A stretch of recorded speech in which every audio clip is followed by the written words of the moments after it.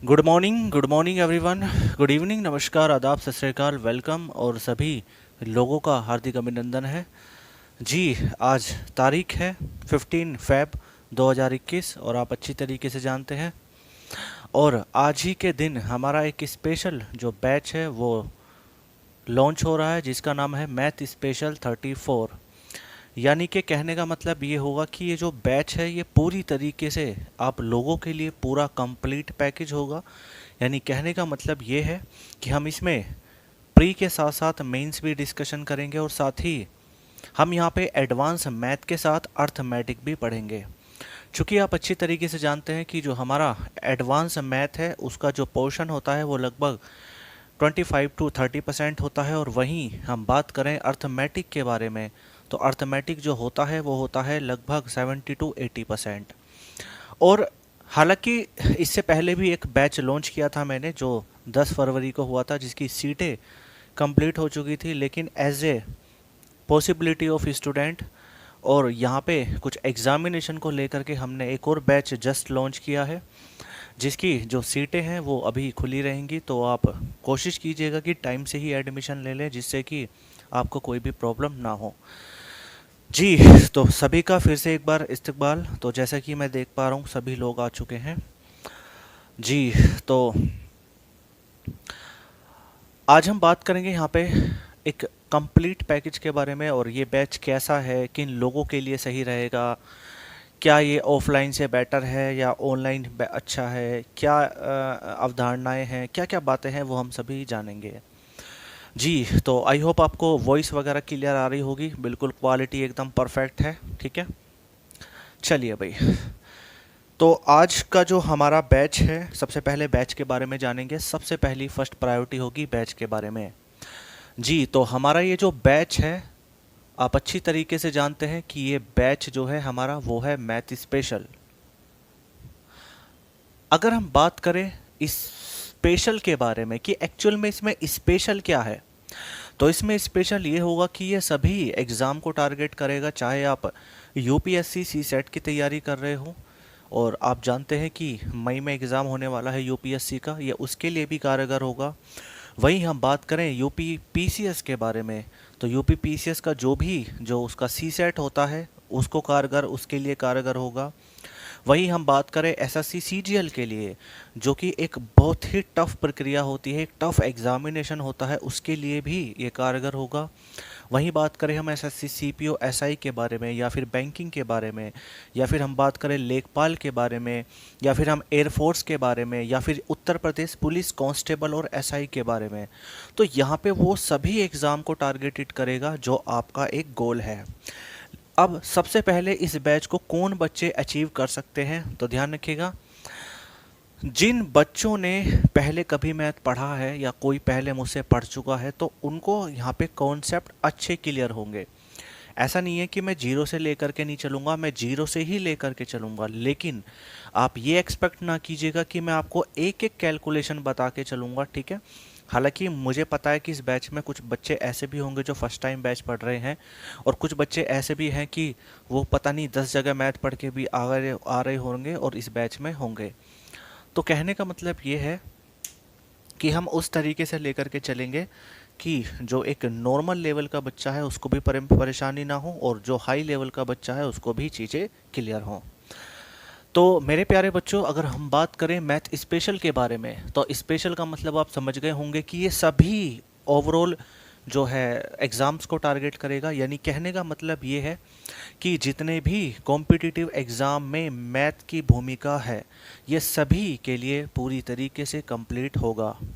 वही बात करें इसके लेवल के बारे में, तो इसका लेवल कैसा होगा, तो लेवल के बारे में बात करें तो हालांकि मेरे काफ़ी सारे बैचेस आए हैं जिसमें हमने स्टार्टिंग की थी 100 रुपीज़ से, ठीक है, 100 रुपये से हमने शुरुआत की थी, और इसी तरीके से आप लोगों के सपोर्ट से हमने इतने कॉस्टली और इतने बड़े एग्ज़ाम के बैच जो है लॉन्च किए। और हमने लेवल को तरह तरह से मोटिवेट तरह तरह से हमने उसको अपडेट किया, तरह तरह से हमने उसको अपग्रेड किया।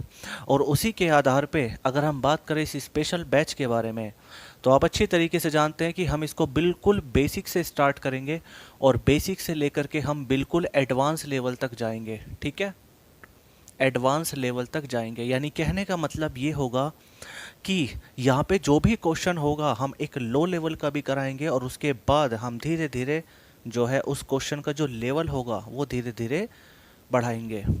वहीं बात करें ये बैच होगा किस तरीके से, एक्सप्लेनेशन क्या होगा, तो इस बैच का जो एक्सप्लेनेशन होगा वो होगा बाइलैंग्वेल।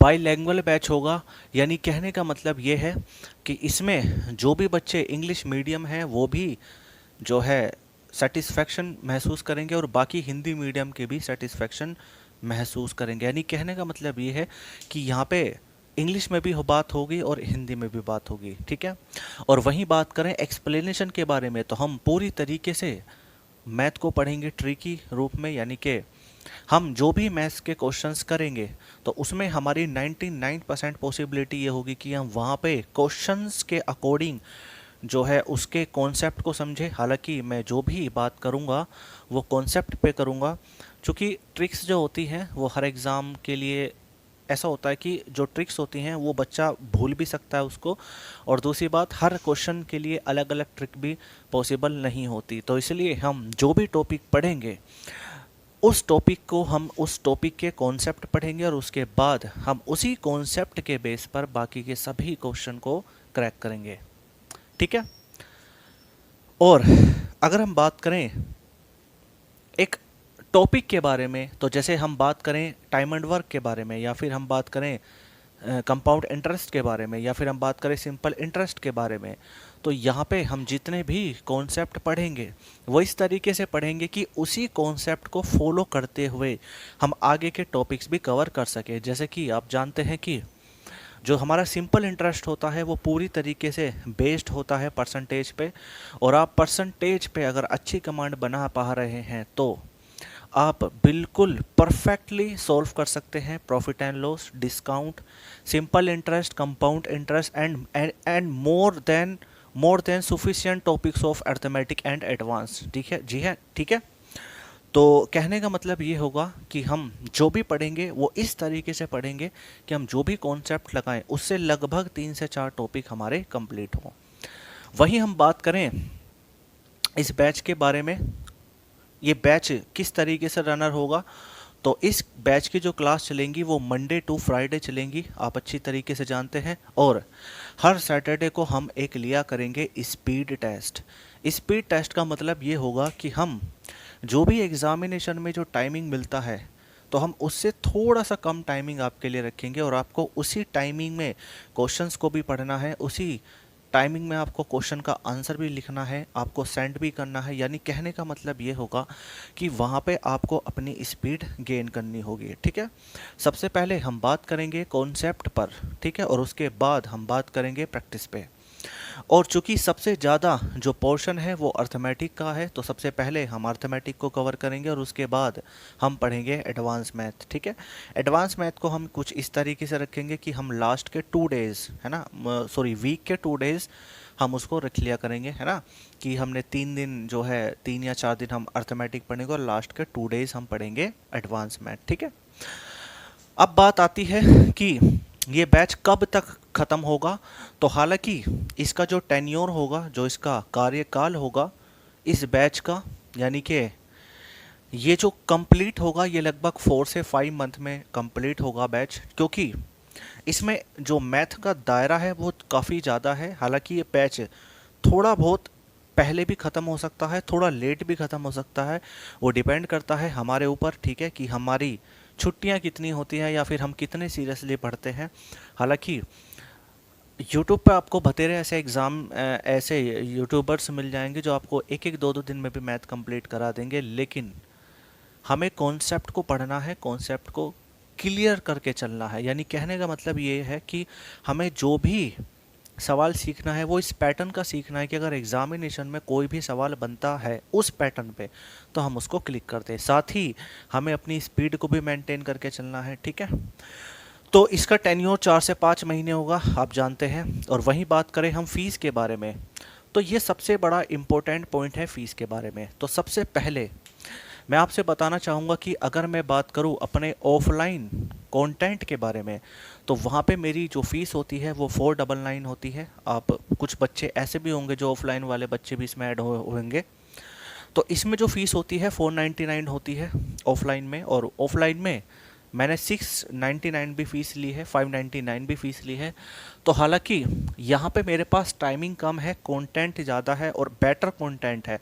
और मेरी पहली प्रायोरिटी ये होगी कि आप जो भी चीज़ पढ़ें, चाहे वो मैथ्स हो, चाहे वो रीजनिंग हो, चाहे वो जीएस हो, वो इस तरीके से पढ़ें कि आपको दोबारा कहीं ना पढ़ना पड़े। मेरी फर्स्ट प्रायोरिटी यही होती है कि आपको मैथ दोबारा ना पढ़ना पड़े, ठीक है। और अगर आप दोबारा मैथ नहीं पढ़ेंगे तो हालांकि आप इसी बैच में मेहनत कीजिए, ठीक है। और वो किसी ने कहा ना कि अगर आप कूड़ा कूड़ा जो होता है ना, कूड़ा, अगर आप कूड़े वाली बात रखेंगे तो क्या निकलेगा? कूड़ा ही निकलेगा।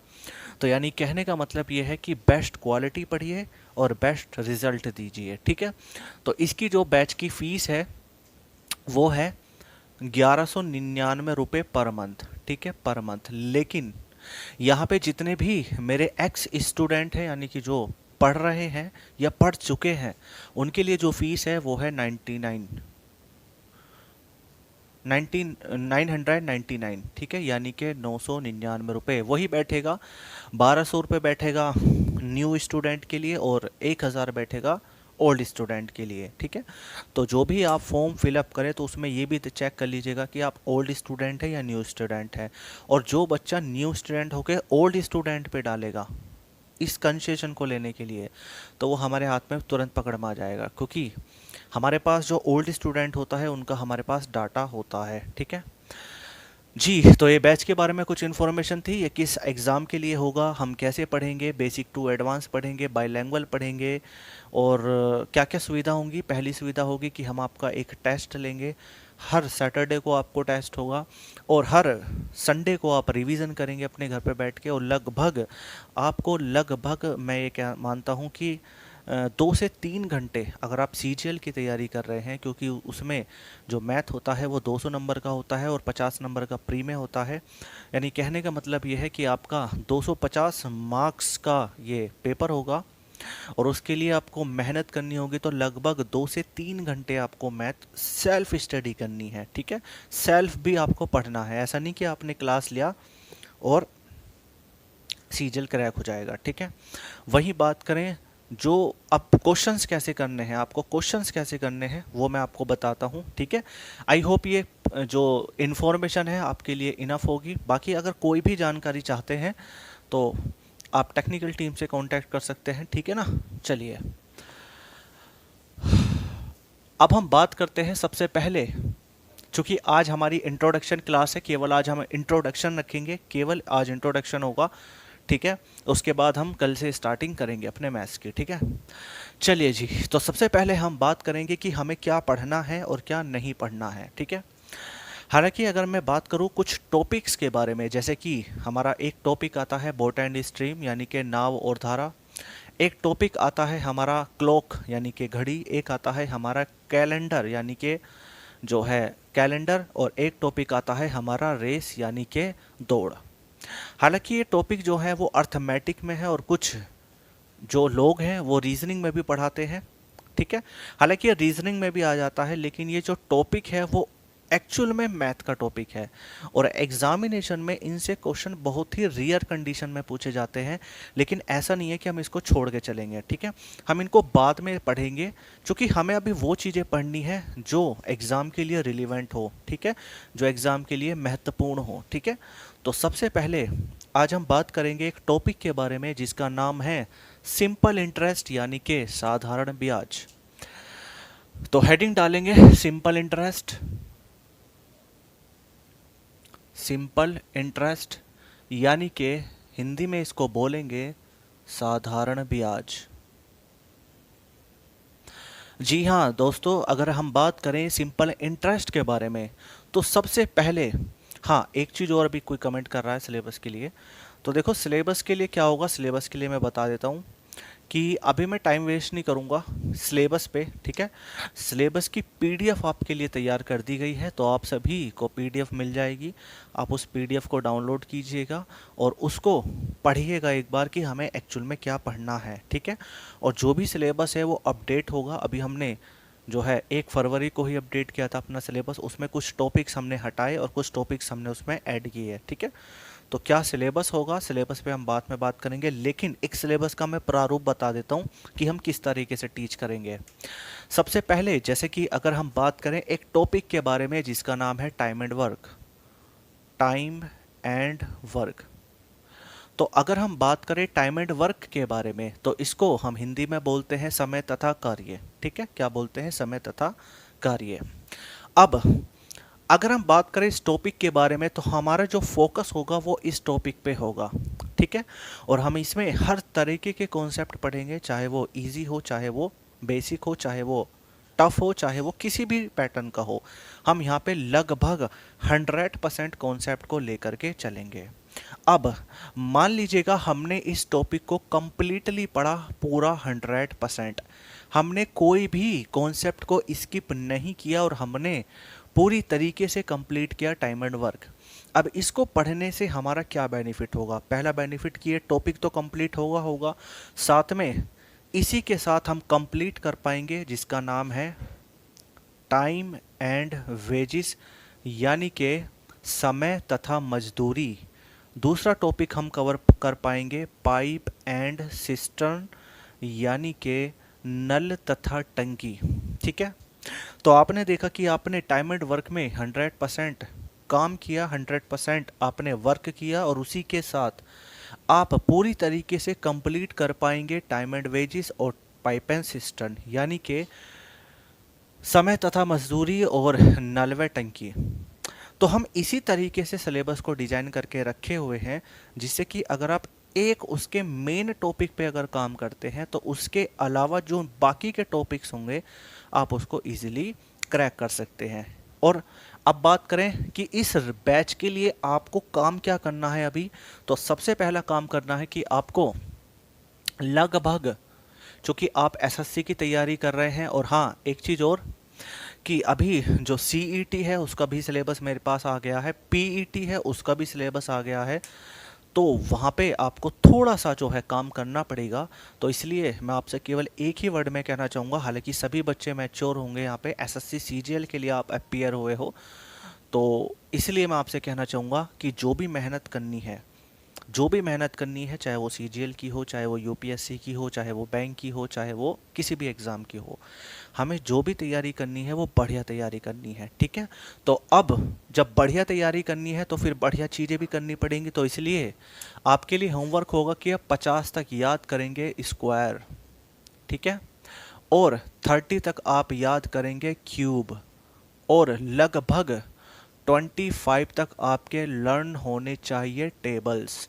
टेबल्स का मतलब होता है पहाड़े, आपको 25 तक पहाड़े याद होनी चाहिए, 30 तक आपको क्यूब याद करने हैं और 50 तक आपको स्क्वायर याद करने हैं, और ये करना ही है, ठीक है। देखो मैंने काफ़ी जगह पढ़ाया है, ठीक है, और अभी तक मुझे एक बेनिफिट मिला है कि जितने भी मेरे ऑनलाइन बैचेस हुए हैं और उसमें जितने भी बच्चों ने एडमिशन्स लिए हैं, उसमें सभी बच्चों ने मेरी बात मानी है, और मैं आशा करता हूँ कि इसमें भी वो सभी स्टूडेंट्स होंगे जो इस बात को फॉलो करेंगे, ठीक है। और अन्यथा अगर आप फॉलो नहीं करते हैं तो कोई दिक्कत नहीं है, आपको एग्जामिनेशन में उस चीज़ का लॉस भी देखने को मिलेगा, क्योंकि अगर आप ये तीनों चीज़ें कवर करते हैं तो आपको आपकी कैलकुलेशन बेस्ट होगी, और कैलकुलेशन बेस्ट करने का इससे आसान तरीका कोई नहीं है, ठीक है। तो आप इनको लर्न कीजिए, आपको पता चलेगा कि कौन सी संख्या किस टेबल में रिपीट होती है, या कोई बड़ी संख्या आ गई तो आप ये जज कर पाओगे कि वो जो संख्या है वो किसका स्क्वायर बनती है, किसका क्यूब रूट बनती है ना, वो सब आपको पता चलेगा, ठीक है ना। तो सिलेबस हमें कैसे पढ़ना है, सिलेबस को आप, सिलेबस की आपको पीडीएफ मिल जाएगी, है ना, और हमें होमवर्क भी मिल चुका है, ये हमें काम करना है, ठीक है। हाँ क्लास का टाइमिंग बता देता हूँ, हाँ, इस क्लास का टाइमिंग बता देता हूँ कि टाइमिंग क्या होगा। सबसे पहले जितने भी बच्चे लाइव पढ़ना चाहते हैं, लाइव, तो लाइव के लिए सबसे पहले आपके लिए लाइव के लिए अलग बैच बनेगा। क्लास तो यही होगी लेकिन उनके अकाउंट्स अलग क्रिएट होंगे, ठीक है। और लाइव के लिए जो लाइव क्लास होगी डेली, ये होगी 10:30 से लेकर के 11:30 तक, ठीक है। यानी कि पूरे 1 घंटे की क्लास होगी। और इस 1 घंटे की क्लास में जितने भी बच्चे हैं उनके पास अगर ब्रॉडबैंड है, वाईफाई कनेक्शन है, तो वो इसको देखें, क्योंकि आप अच्छी तरीके से जानते हैं कि हमारी जो क्लासेस होती है वो 180 पिक्सल्स पे चलती है। और 180 पिक्सल्स का मतलब होता है कि आपकी लगभग 800 से 900 या 1000 MB आपकी खर्च हो जाएंगे, यानी 1 GB आप मान के चलिए, ठीक है।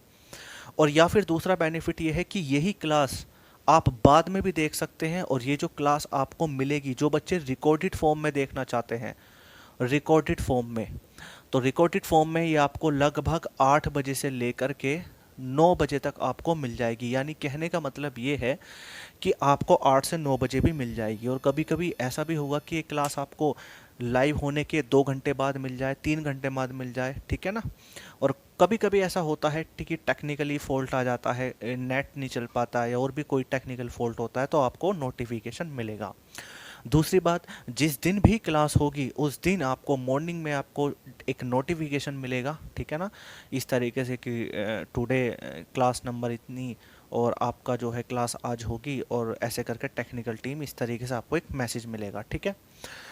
और दूसरी बात, आपको क्या नहीं करना है इस बैच में, तो कोई भी जो क्लास है वो डाउनलोड नहीं करनी है, और कोई भी क्लास शेयर नहीं करनी है। अगर आप ये दो करते हैं तो आप अच्छी तरीके से जानते हैं पूरी तरीके से साइबर क्राइम होगा और आपके खिलाफ लीगल एक्शन भी हो सकता है। तो इस बारे में विशेष ध्यान रखिएगा। जो डेमो है आप उसको शेयर कर सकते हो। जो डेमो है, डेमो अभी डेमो ही चल रहा है, ठीक है। हालांकि डेमो नहीं है, बिल्कुल परफेक्टली ओरिजिनल क्लास है ये, है ना। अब ये ऐसा नहीं है कि मैं अच्छा पढ़ाऊंगा अब डेमो में और फिर बाद में घटिया पढ़ाऊंगा, ऐसा कुछ भी नहीं है, ठीक है। तो हम जो भी पढ़ रहे हैं इसी तरीके से पढ़ेंगे। तो क्लास का टाइमिंग पता चला आपको।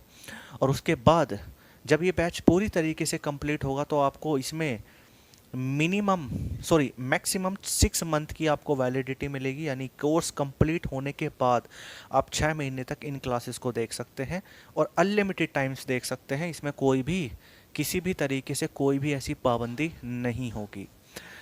चलिए, तो आज हम बात करते हैं सिंपल इंटरेस्ट के बारे में, यानी कि साधारण ब्याज के बारे में। सबसे पहले हम बात करते हैं कि जो साधारण ब्याज है वो एक्चुअल में है क्या।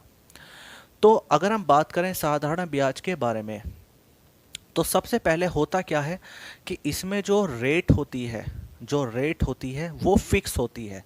मतलब जैसे कि कहने का मतलब ये है कि मैंने किसी से 10,000 रुपीज़ उधार लिए, ठीक है।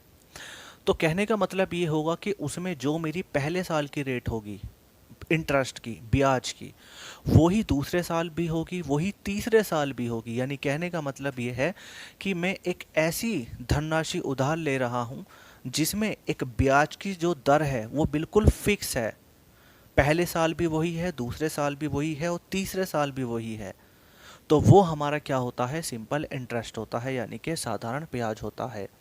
आपसे कभी भी एग्जामिनेशन में नहीं पूछा जाएगा कि what is the definition of simple interest. No, never, कभी नहीं पूछेगा। ये आप यूपीएससी की भी तैयारी कर रहे हैं तो वहाँ भी नहीं पूछने वाला, लेकिन आपको पता होना चाहिए। तो सबसे पहले हम एग्जाम्पल में समझते हैं कि मान लीजिएगा एक लड़का है राम, और उस लड़के ने इंटरेस्ट पे पैसे लिए, ठीक है। अब इंटरेस्ट पे पैसे लिए मतलब उसने किसी से 5,000 रुपये लिए, ठीक है, उधार 5,000 रुपये लिए। अब ये 5,000 रुपये है क्या, वो हम बाद में डिस्कस करेंगे। सबसे पहले हम समझते हैं सिंपल इंटरेस्ट एक्चुअल में है क्या। तो राम ने किसी से 5,000 रुपये लिए और टाइम जो रखा वो रखा 3 साल, यानी कि 3 ईयर, ठीक है। और अब 3 साल के लिए उसने 5,000 रुपये उधार लिए और बोला कि मैं 3 साल बाद पैसे लौटा दूंगा। तो यहाँ पे जो भी इंटरेस्ट होगा, मान लीजिएगा 1 साल पे लगा 2% इंटरेस्ट। कितना, 2% इंटरेस्ट, ठीक है, यानी कि फर्स्ट ईयर। तो अगर सेकंड ईयर यानी कि दूसरे साल भी 2% अगर ब्याज लगे, और तीसरे साल भी 2% ब्याज लगे, तो कहने का मतलब ये है आपका सिंपल इंटरेस्ट, ठीक है, यू नो, सिंपल इंटरेस्ट। लेकिन अगर यहाँ पे इंटरेस्ट के ऊपर भी इंटरेस्ट लगे तो वो हो जाता है कंपाउंड इंटरेस्ट, यानी कि चक्रवर्ती ब्याज। लेकिन चक्रवर्ती ब्याज के बारे में हम बाद में पढ़ेंगे, ठीक है। तो सबसे पहले हम जानेंगे कि इसमें टर्म क्या क्या होते हैं, इसमें क्या क्या वैल्यूज होती हैं, पहले वो समझते हैं। तो आपने अच्छी तरीके से समझा कि सिंपल इंटरेस्ट क्या होता है। सिंपल इंटरेस्ट एक ऐसा ऐसा ब्याज होता है जिसकी जो रेट होती है वो बिल्कुल फिक्स होती है, पहले साल भी, दूसरे साल भी, तीसरे साल भी, चौथे साल भी एकदम फिक्स होती है, ठीक है। अब सबसे पहले हम बात करें कि एग्जामिनेशन में इसका क्या रोल है। तो आप अच्छी तरीके से जानते हैं कि सिंपल इंटरेस्ट जो होता है, जो साधारण ब्याज होता है, वो आपके एग्जामिनेशन में लगभग 2 से लेकर के 3 मार्क्स का पूछा जाता है, यानी कि इसके 1 से 2 क्वेश्चन पेपर में आते हैं, ठीक है। और आप जानते हैं कि 1 से 2 नंबर का क्वेश्चन अगर पेपर में बनता है तो उसके लिए हमें कितनी मेहनत करनी होगी ये भी आप जानते होंगे, ठीक है। तो 2 से 3 नंबर का बनेगा और ये आपका प्री में भी आएगा और ये आपका मेंस में भी आता है, ठीक है। और मुझे पता है कि कुछ ऐसे नालायक बच्चे भी होते हैं बैच में जो ये सोचते हैं कि हम एसएससी के सीजीएल में, एसएससी के बैच में हैं, एनरोल हैं, तो हम तो कांस्टेबल की तैयारी कर रहे हैं, तो हमारे लिए जो है क्या बेनिफिट होगा सीजीएल के बैच में। तो उसका जवाब मैं नहीं दूंगा, उसका जवाब अब देगा सीईटी। क्योंकि जितने भी महामूर्ख बच्चे हैं जो एक तरीके से, जिनके सामने परेशानियां ही परेशानियां हैं, या फिर जिनको जिनको कंडीशंस बहुत ज़्यादा लगाने की आदत होती है, जो एक तरीके से कहने का मतलब जो है एक चकोरिया टाइप के स्टूडेंट होते हैं, जो इधर भी उधर भी, यूट्यूब से भी, पड़ोसी से भी किताब भी ले रखी है, नोट्स भी ले रखे हैं, तो जितने भी इस टाइप के स्टूडेंट होते हैं इन सभी को बाहर कर देगा क्या, पीईटी, ओ सीईटी, ठीक है ना। और ये जितना भी जो मोदी जी कर रहे हैं उनसे एक तो बेनिफिट होगा कि जो अननेसेसरी स्टूडेंट हैं और जितने भी जो अनसीरियस जो स्टूडेंट हैं वो सभी बाहर हो जाएंगे। क्योंकि इसमें जो भी कंडीशंस लगाई जा रही हैं कि सीईटी आएगा या पीईटी आएगा, वो जितने भी ये एक रूल्स हैं या जितने भी ये एग्ज़ाम हैं, वो उन सभी के लिए बेनिफिट फील करेंगे जो बच्चे ईमानदारी के साथ मेहनत करते हैं। और ऐसा नहीं कि आपने 2 महीने मैथ पढ़ा और आपने छोड़ दिया, या 3 महीने मैथ पढ़ा कि हम तो मैथ में परफेक्ट हो गए। तो मैथ की तो ये सुन लीजिएगा कि ज़िंदगी में कोई भी टीचर ऐसा नहीं बना जिसको मैथ कंप्लीटली आता हो, यहाँ तक कि मुझे भी मैथ पूरा नहीं आता, मैं अपनी भी बात कर रहा हूँ, ठीक है। और जितने भी टीचर्स हैं उनको किसी को मैथ नहीं आता पूरा, लेकिन हाँ इतना मैथ हमें ज़रूर आता है कि हम एक एग्ज़ाम को क्लियर कर सकें, ठीक है। और वहीं हम बात करें सबसे पहले, तो इसमें हम बात करेंगे सिंपल इंटरेस्ट के बारे में। तो पेपर में 2 से 3 नंबर का आएगा, प्री में आएगा, मेंस में आएगा। सबसे पहले हम बात करते हैं इसके कंटेंट के बारे में। तो इसमें एक टर्म होती है जिसका नाम है प्रिंसिपल, यानी कि मूलधन। प्रिंसिपल यानी कि मूलधन। अब एक्चुअल में ये मूलधन है क्या, व्हाट इज द प्रिंसिपल, क्या है प्रिंसिपल। तो आप अच्छी तरीके से जानते हैं कि अगर हमने किसी भी व्यक्ति से कोई भी पैसा लिया उधार, तो वो पैसा क्या कहलाता है, प्रिंसिपल कहलाता है। यानी कहने का मतलब ये है कि हम अपने दोस्तों से ले रहे हैं, रिश्तेदार से ले रहे हैं, बैंक से ले रहे हैं, हमने जो भी ऋण लिया, जो भी हमने उधार पैसा लिया, वो क्या कहलाता है, प्रिंसिपल कहलाता है, ठीक है। तो एक ही वर्ड में इसको समझेंगे, लिखेंगे, इसका मतलब होगा उधार ली गई राशि। उधार ली गई राशि, ठीक है, उधार ली गई राशि। और इसको जो हम रिप्रेजेंट करते हैं वो करते हैं पी से। किससे रिप्रेजेंट करते हैं, पी से, ठीक है। वहीं हम बात करें अगले पॉइंट के बारे में, तो अगला पॉइंट होगा रेट। और रेट का मतलब होता है दर। आप अच्छी तरीके से जानते हैं कि जिससे भी हम पैसा उधार ले रहे हैं उनसे हम पैसा लेते वक्त एक रेट तय करते हैं, या वो हमें एक रेट बताता है, एक दर बताता है, 3%, 4%, 12.5%, 20%, 30%, इट एक्स्ट्रा। ठीक है, तो वही जो एक दर होती है वो क्या कहलाती है, रेट कहलाती है, दर कहलाती है। यानी कि हमने जो भी एक पैसा लिया, एक निश्चित राशि जो हमने किसी से उधार ली एक निश्चित दर पे, ठीक है, वो जो दर है 3%, 4%, निश्चित दर। ठीक है, निश्चित का मतलब जो पहले साल भी फिक्स हो, दूसरे भी साल भी फिक्स हो, वो क्या कहलाती है, दर कहलाती है, यानी कि वो साधारण ब्याज कहलाती है। तो यानी कहने का मतलब ये होगा कि जिस दर पर हम पैसा उधार लेते हैं, जैसे कि एग्जाम्पल में ले लेते हैं 3%, ठीक है, 5%, ठीक है, 12.5% ETC। ठीक है, ये हमारा होता है दर, और हम इसको रिप्रेजेंट करते हैं आर से, यानी कि कैपिटल आर से। ठीक है, ये बातें एग्जाम में नहीं पूछी जाएंगी, लेकिन इनके बारे में हमें पता होना चाहिए। नेक्स्ट हम बात करें टाइमिंग के बारे में, या टाइम के बारे में, यानी कि समय के बारे में। तो यहाँ पे आपको बताने की मुझे ज़रूरत नहीं पड़ेगी, आप समय का मतलब जानते हैं, लेकिन समय यहाँ किस तरीके से होगा। जैसे 2 ईयर कि किसी ने पैसे 2 साल के लिए लिए, 3 ईयर 3 साल के लिए पैसे लिए, या ऐसा भी होता है 2/1/2 ईयर। ठीक है, ऐसा भी होता है 3 महीने के लिए। ठीक है ना, ऐसा नहीं होगा कि 2 घंटे के लिए पैसे उधार लिए या 2 मिनट के लिए उधार लिए, ऐसा कभी नहीं होगा। और वहीं हम बात करें अगले पॉइंट की तरफ, तो वो आता है अमाउंट। अमाउंट का मतलब होता है हिंदी में मिश्र धन। क्या होता है बच्चे, मिश्र धन। और मिश्र धन का मतलब होता है कि हमने किसी से जो भी पैसा उधार लिया, उसमें जो भी हमने इंटरेस्ट ऐड करके जो धनराशि दी, वो क्या कहलाती है, मिश्र धन। यानी कहने का मतलब ये होगा कि मान लीजिएगा हमने किसी से 5,000 रुपये उधार लिए, और हमने उसको 500 रुपये का दिया इंटरेस्ट। तो अब हम उसको टोटल कितने रुपए दे रहे हैं, 5500 रुपये दे रहे हैं। तो ये जो 5500 होगा, ये हमारा क्या होगा, अमाउंट होगा। यानी कहने का मतलब ये होगा कि अमाउंट का मतलब होता है प्रिंसिपल प्लस, देखो मैंने प्रिंसिपल शॉर्ट में लिख दिया, ठीक है, प्रिंसिपल प्लस क्या होगा, इंटरेस्ट। ठीक है, और ये क्या बनता है, बराबर में अमाउंट। ठीक है, ये एक इसका कॉन्सेप्ट है। यानी कहने का मतलब ये होगा कि आपने बैंक से लोन लिया, और बैंक से लोन लेने के बाद आपने लोन लिया 10 लाख का, और आपने 3 साल में जो पैसा उसको रिटर्न किया वो 15 लाख रुपए किया। तो इसका मतलब आपका जो प्रिंसिपल होगा वो कितना होगा, 10 लाख, और 15 लाख पे किया तो 5 लाख उसमें इंटरेस्ट हो जाएगा, और इंटरेस्ट प्लस प्रिंसिपल क्या बनता है, अमाउंट बनता है। ठीक है, अब हम इसके बारे में एक एग्जाम्पल समझते हैं, उसके बाद हम चीज़ों पे आगे बढ़ते हैं। सबसे पहले मान लीजिएगा मैंने किसी बैंक से 5 लाख रुपए उधार लिए 3 साल के लिए, तो और उसमें मैंने 8 लाख रुपए दिया, तो ये वैल्यूज़ क्या होंगी।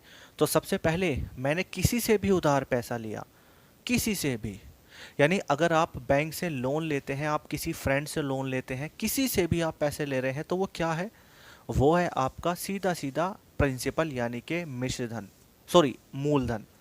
और आप उससे ये तय करते हैं कि मैं 3 साल में आपका पैसा लौटा दूंगा, 4 साल में लौटा दूंगा। तो वो क्या है, एक अवधि है, एक टाइमिंग है, और आप उससे एक रेट पर लेते हैं कि 3%, 4%, तो वो आपका रेट ऑफ इंटरेस्ट है। क्या है, रेट ऑफ इंटरेस्ट, यानी कि ब्याज की दर। और वहीं हम बात करें, आपने किसी से 2 लाख रुपए उधार लिए और आप उसको 2.5 लाख रुपए दे रहे हो, तो यानी कि जो 50,000 रुपये आप एक्स्ट्रा दे रहे हो, वो आपका क्या है, इंटरेस्ट है, ब्याज है। और उसके पास टोटल कितना अमाउंट पहुंचा, 2,50,000, यानी 2.5 लाख रुपए। तो 2.5 लाख रुपए क्या होगा, मिश्र धन होगा, यानी कि आपका अमाउंट होगा। तो मुझे लगता होगा ये सब चीज़ें आपको पता चल गई होगी।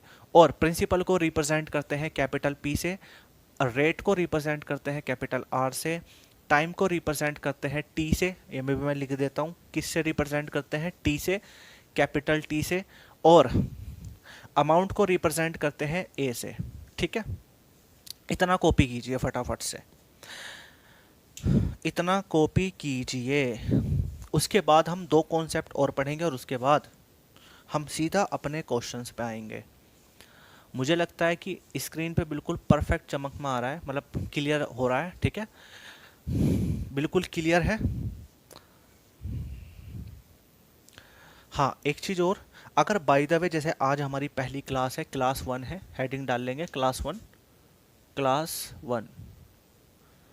तो सबसे पहले आप को कोई भी अगर कमी लगती है कि कंटेंट, हालांकि कंटेंट में तो कोई कमी नहीं होगी, कमी आपको वीडियो क्वालिटी में या आवाज़ में हो सकती है। अगर आपको कोई भी प्रॉब्लम होती है तो आप कमेंट कीजिएगा, मैं उस चीज़ को इम्प्रूव करूँगा, ठीक है। चलिए भाई, अब हम पढ़ते हैं अगला कंसेप्ट। तो ये चीज़ें बेसिक इन्फॉर्मेशन थी जो हमें पता चला कि उधार ली गई राशि क्या होती है, प्रिंसिपल होती है। जब हम उधार ली गई राशि के साथ ब्याज भी अदा करें तो वो होती है मिश्रधन। और टाइमिंग और रेट तो आपको पता ही है, ठीक है। अब हम पढ़ेंगे एक न्यू कॉन्सेप्ट जिसका नाम है 6 क्वार्टरली। यानी कहने का मतलब यह है कि अगर ब्याज आपको कभी 6 मंथ का देना हो जाए, 6 मंथ का देना हो जाए, ठीक है, यानी कि जो ब्याज है वो 6 मंथ का देना हो जाए, तो इसमें जो हमारी रेट होगी, जो रेट होगी वो तो हो जाएगी आधी, यानी कि 1/2 हो जाएगी। और जो हमारा टाइमिंग होगा वो क्या हो जाएगा आपका, 2 टाइम्स हो जाएगा। 2 टाइम्स का मतलब होता है दुगना हो जाएगा। लो, मैं हिंदी में भी लिख रहा हूँ, दुगना होगा, ठीक है।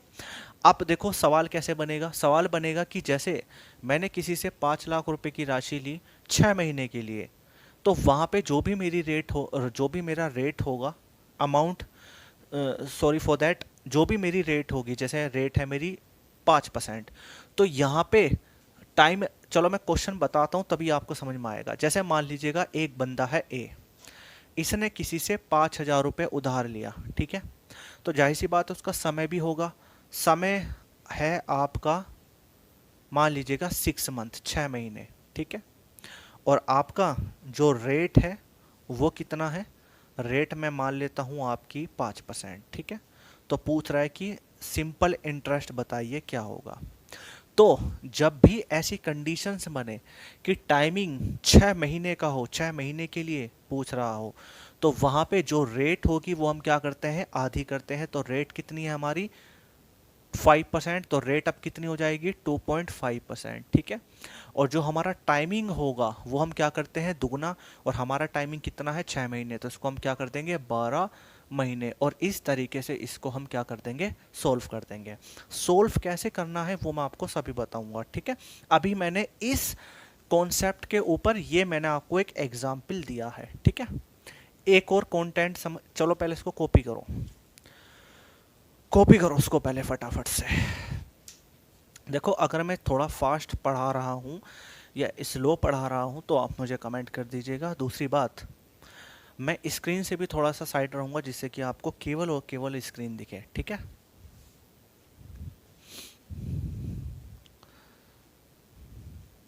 आई होप आपको ये क्लियर हो गया होगा। अब हम पढ़ते हैं अगला कंटेंट। ये सब चीज़ें नोट करते चलना और एक ध्यान रखना, क्लास को पॉज कर लेना और कॉपी कर लेना, ठीक है। चलिए भाई आगे पढ़ते हैं। और हाँ, ये चीज़ें कल नहीं पढ़ाऊंगा, बिल्कुल भी कल बिल्कुल भी नहीं पढ़ाऊंगा मैं आपको। कोई डाउट बनता है तो कमेंट कर दीजिएगा, अन्यथा कल नहीं पढ़ाऊंगा बिल्कुल भी, ठीक है। चलिए भी नेक्स्ट। यदि ब्याज हो 3 महीने का, 3 मंथ का, तो इस कंडीशन में हम क्या करेंगे, इस कंडीशन में हमारा जो भी रेट होगी हम उसका क्या कर देंगे, 1/4 कर देंगे, यानी 1/4 कर देंगे। और जो टाइमिंग होगा वो हम कर देंगे 4 गुना, ठीक है। क्या कर देंगे, 4 गुना, ठीक है। अब कैसे होगा ये मैं आपको बता चुका हूं कि जो भी आपकी रेट होगी, लाइक जैसे कि मान लीजिएगा मैं ले लेता हूं रेट 32%, ठीक है। टाइमिंग मैं ले लेता हूं मान लो 2 साल, ठीक है, सॉरी 2 साल नहीं, सॉरी 3 महीने, ठीक है।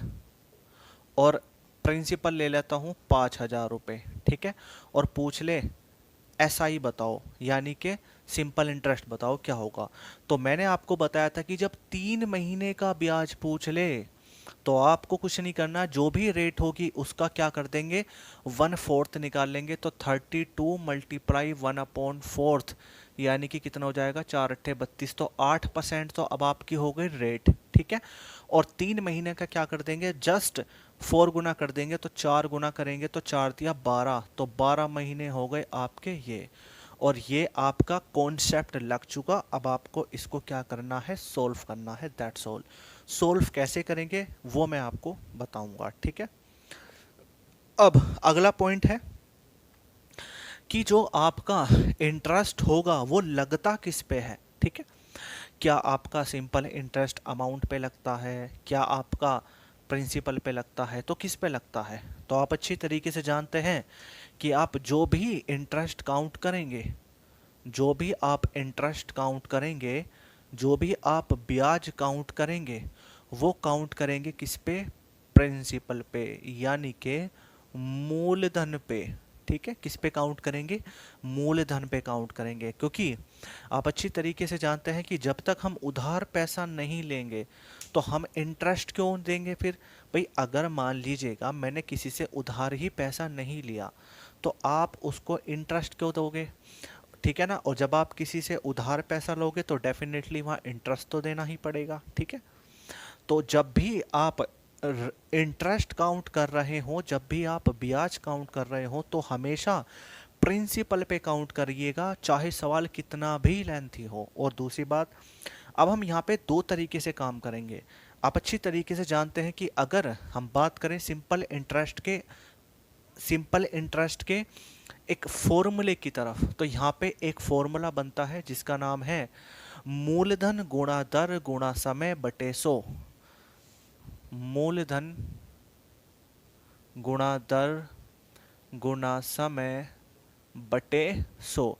ये एक बेसिक सा फॉर्मूला है जो लगभग 99.9% टीचर्स इसको इम्प्लीमेंट करते हैं, ठीक है। करते हैं, सभी करते हैं, बुक्स में भी आपको यही मिलेगा। लेकिन चूंकि बच्चे हम तैयारी कांस्टेबल की तो नहीं कर रहे, है ना। अब देखो मैंने ये बोल दिया कि हम कांस्टेबल की तैयारी नहीं कर रहे, तो जो बच्चे कांस्टेबल की तैयारी कर रहे होंगे उनको ये बात बड़ी इरिटेशन फील होगा। वो सोचेंगे कि सर हम तो तैयारी कर रहे हैं कांस्टेबल की और आप कह रहे हो कि कांस्टेबल की तैयारी नहीं कर रहे हैं। तो ये कांस्टेबल से कई लाख गुना ऊपर बैच है, ठीक है। जब आप इसको आगे पढ़ोगे ना तो आपको खुद पता चल जाएगा कि हाँ ये बैच वाकई में ही बहुत ही ज़्यादा हाई लेवल का है।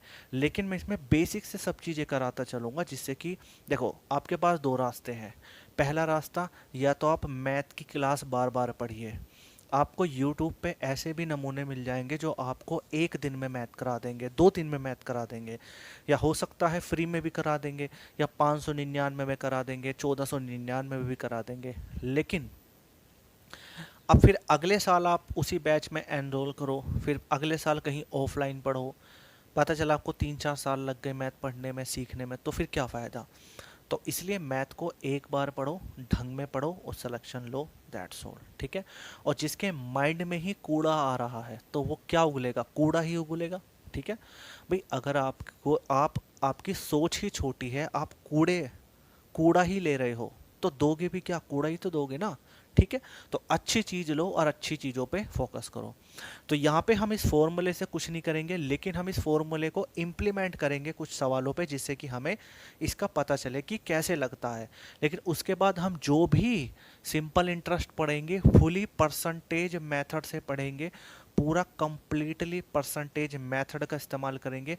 हम कोई भी ट्रिक वगैरह कुछ नहीं लगाएंगे, हम केवल कंसेप्ट पे काम करेंगे। अब बेनिफिट क्या होगा इसको पढ़ने से, मैं यहाँ पे जो चीज़ आपको बताऊंगा ना वो चीज़ आपकी चक्रवर्ती ब्याज में भी लगेंगी, ठीक है। आप उस चीज़ का इस्तेमाल परसेंटेज में भी कर सकते हैं, ठीक है।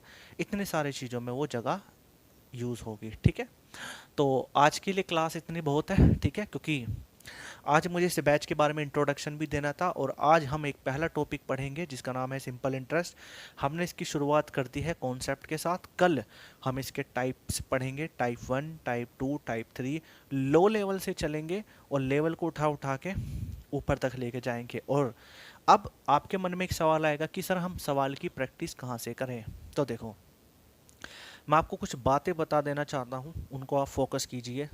पहली बात, जो बच्चे R S Agarwal, S D Yadav और ये भी जो भी ये बुकें हैं ये अगर पढ़ रहे हैं तो अपने दिमाग से एसएससी सीजीएल निकाल दें, क्योंकि उनका एसएससी सीजीएल क्लियर नहीं होने वाला। ठीक है, पहला पॉइंट। दूसरा पॉइंट, जो बच्चे तैयारी कर रहे हैं कांस्टेबल की, वो अप्लाई कर रहे हैं, तो उनका भी निकाल दीजिए दिमाग से, क्योंकि उनका भी कुछ नहीं होने वाला। क्योंकि ये जो बुक्स हैं, ये बुक है तो अच्छी, मैं किसी भी बुक को ख़राब नहीं कह रहा हूँ, ये बुक अच्छी है, लेकिन ये बुक उनके लिए बड़ी अच्छी है जो बिल्कुल जीरो लेवल से हैं। ठीक है ना। लेकिन अब आप आर एस अग्रवाल के बाद फिर और कंटेंट पढ़ो, उससे कोई फ़ायदा नहीं है, टाइम वेस्ट है। तो आप सीधा, एक बुक आती है जिसका नाम है किरण पब्लिकेशन की, आई होप मेरे पास है भी शायद, अभी देखनी पड़ेगी, है यहीं रखी है। तो किरण पब्लिकेशन की एक बुक आती है, अब तो 10,200 के नाम से चल रहा है एडिशन। उस बुक को खरीदिए और उस बुक के सभी क्वेश्चन कीजिए। अगर आपने उस बुक को कंप्लीट कर लिया तो आपको कोई कहीं से भी मैथ पढ़ने की आवश्यकता नहीं। अब आपको क्या काम करना है, मैं आपको होमवर्क बता देता हूँ, उसके बाद आपसे कल मुलाकात होती है। ठीक है ना। सबसे पहले आपको क्या काम करना है, आज के लिए होमवर्क लेंगे। सबसे पहला काम आपको क्या करना है, 50 तक आपको स्क्वायर याद करने हैं, 30 तक आपको क्यूब याद करने हैं और 25 तक आपको टेबल्स याद करनी है। पहला काम तो ये हो गया। दूसरा काम, एक आपको बुक खरीदनी है जिसका नाम है किरण 10,200। आप देख लेना आप, ठीक है ना, लेटेस्ट बुक देख लेना, शायद 10,700 या 500 के नाम से होगी, देख लेना आप एक बार। ठीक है, अगर हो सके तो टेक्निकल वाले को भेज देना फ़ोटो, वो चेक करके बता देगा। ये बुक लेनी है बस। और डेली आपको लगभग लगभग 2.5 से 3 घंटे आपको मैथ पढ़ना है, अगर आप चाहते हैं कि मैथ में आपका स्कोर 200 में से 190 प्लस आ जाए तो। ठीक है, चलिए जी, तो आज के लिए कंप्लीट करते हैं इस सेशन को, आज यहीं हम ख़त्म करते हैं क्लास को, और कल हम अपने ही टाइम पे अपनी क्लास को पढ़ेंगे। तो जो बच्चे जिनके पास ब्रॉडबैंड है वो लाइव आ जाइएगा, और जिनके पास ब्रॉडबैंड नेट वगैरह नहीं है तो मेरी उनको यही सलाह है कि आप रिकॉर्डेड फॉर्म में देखें, आपको बेहतर क्वालिटी मिलेगी। ठीक है, क्योंकि लाइव में थोड़ा बफरिंग भी होता है। देखो, मैं आज किसी की भी कमेंट नहीं पढ़ पाया। ठीक है ना। चले भाई, thank you very much to all of you, bye bye, take care, good night, bye.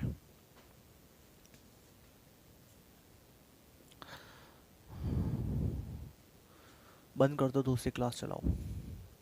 हाँ, बंद कर दो।